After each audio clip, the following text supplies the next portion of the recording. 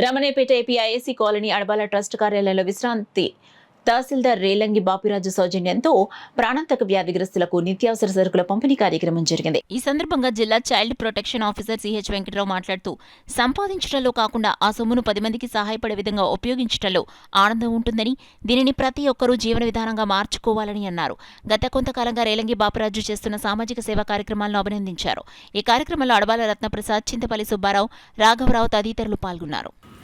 ఒక ఎంఆర్ఓగా చక్కటి స్థాయిలో రిటైర్ అయ్యి నా కుటుంబమే కాదు, నాకు కావాల్సింది సమాజం అనేది పెద్ద కుటుంబంలో కూడా నేను ఒక భాగస్థుని అవుతానని చెప్పేసి మరి ప్రతి నెల 2వ శనివారం నాడు గౌరవనీయులు పెద్దలు బాపిరాజు గారు వారి పెన్షన్ డబ్బుల నుంచి కొంత మోతాదులో మరి దీర్ఘకాలిక వ్యాధిగ్రస్తులకే కేటాయిస్తూ వారికి నేనున్నాను, నేను సహాయం చేస్తాను, వాళ్ళు కూడా మన సమాజంలో ఒక సభ్యులే అని చెప్పేసి చక్కటి సందేశం ఇస్తూ మరి ఉద్యోగస్తులు చిన్న పెద్ద ఉద్యోగం చేస్తున్నటువంటి అందరికి కూడా ఆదర్శంగా ఉన్నటువంటి పెద్దల్ని అభినందిస్తూ వారిని నిజంగా వారు ఇస్తున్నటువంటి మార్గదర్శకాల్లో కూడా అందరూ కూడా ముందుకు రావాలని చెప్పేసి కోరుకుంటున్నాను. ఎంతోమంది మా కోసం అనేటటువంటి తర్వాత లయన్స్ క్లబ్బు మిగిలినటువంటి స్వచ్ఛంద సంస్థలు సహకారం అందిస్తూ అదేవిధంగా మన ఎంఆర్ఓగా రిటైర్డ్ అయినటువంటి బాపిరాజు గారు ఉన్నతమైనటువంటి ఆశయాలతో సమాజ సేవలో ఉన్నటువంటి భాగస్వామ్యంగా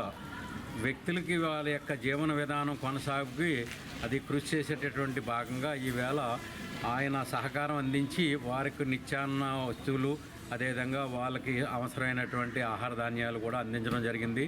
అలాంటి పెద్దలకు కూడా ధన్యవాదాలు తెలియజేసుకుంటూ సామాజిక బాధ్యతగా చేసేటటువంటి ఈ కృషిలో ఇంకా ముందుకు వెళ్ళాలని మిగిలిన వ్యక్తులు కూడా భాగస్వాములు కావాలని కోరుతూ అందరికీ సెలవు.